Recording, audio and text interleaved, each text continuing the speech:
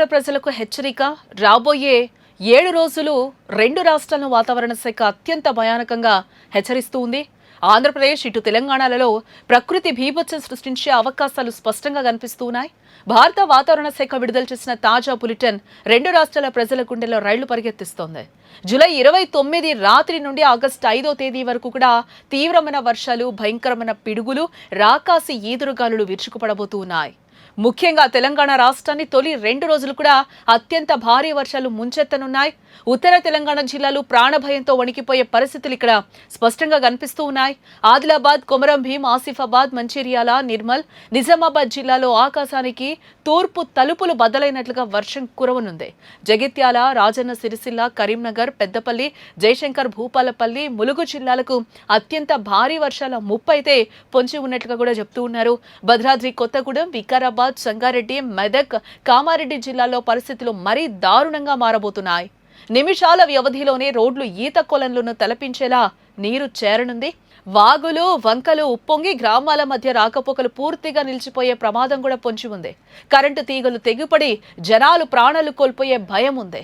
ఆంధ్రప్రదేశ్ పరిస్థితి కూడా ఏమాత్రం భిన్నంగా లేదు. ఇక్కడ ఉత్తర కోస్తా ఆంధ్రప్రదేశ్, యానాం ప్రాంతాల్లో జూలై 29, 30 తేదీల్లో ఆకాశం విరిగిపడేలా జల్లులు పడున్నాయి. రాత్రి వేళల్లో పిడుగుల తీవ్రత ఊహించని స్థాయిలో ఉండబోతోంది. గంటకు 40 నుండి 50 కిలోమీటర్ల వేగంతో రాకాసి ఈదురుగాలులు విరుచుకుపడనున్నాయి.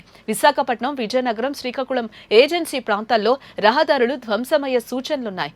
చెట్లు కూకటి వేళ్లతో సహా నేలమట్టమయ్యే ప్రమాదం ఉంది. ఆగస్టు 1, 2 తేదీల్లో మళ్లీ బలమైన వర్షాలు నమోదవుతాయి.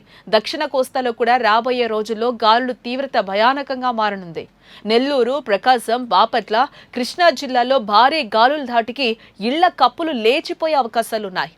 రాయలసీమ ప్రాంతంలో వరుసగా 5 రోజుల పాటు నిరంతరంగా భయంకరమైన గాలులు వీచనున్నాయి. కర్నూలు, అనంతపురం, కడప, చిత్తూరు జిల్లాలో పిడుగుల దాడికి ప్రాణనష్టం జరిగే ముప్పు పొంచుంది. గంటకు 50 కిలోమీటర్ల వేగంతో వీచే గాలులు సామాన్య ప్రజలను నరకం చూపించబోతున్నాయి. ఈ గాలుల తీవ్రతకు విద్యుత్ వ్యవస్థ పూర్తిగా ధ్వంసమయ్యే అవకాశాలు కనిపిస్తూ ఉన్నాయి.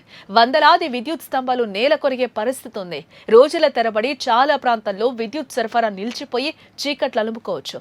తాగునీటి సరఫరా పూర్తిగా నిలిచిపోయి ప్రజలు తీవ్రంగా అల్లాడిపోయే వాతావరణం ఏర్పడనుంది. వాతావరణ శాఖ ఈ వర్షపాత తీవ్రతను చాలా ప్రమాదకరమైన విభాగాల్లో వర్గీకరించింది. 200 మిల్లీమీటర్ల కంటే ఎక్కువ వర్షపాతం నమోదయ్యే అవకాశం ఉంది. పరిస్థితి తీవ్రతను బట్టి రెడ్, ఆరెంజ్ అలర్టులు జారీ చేశారు. ఏ క్షణంలోనైనా ప్రళయం లాంటి ముప్పు ముంచుకొచ్చే ప్రమాదం ఉందని అర్థం. లోతట్టు ప్రాంతాలు నీట మునిగి ప్రజలు ఇళ్లకే పరిమితం కాక తప్పని పరిస్థితి వస్తుంది. నగరాల్లో రహదారులన్నీ కూడా చెరువులను తలపిస్తాయి. రవాణా వ్యవస్థ పూర్తిగా స్తంభించిపోతుంది. రాబోయే 7 రోజులు తెలుగు రాష్ట్రాలకు ఒక పెద్ద గండంగా కూడా మారబోతూ ఉన్నాయి.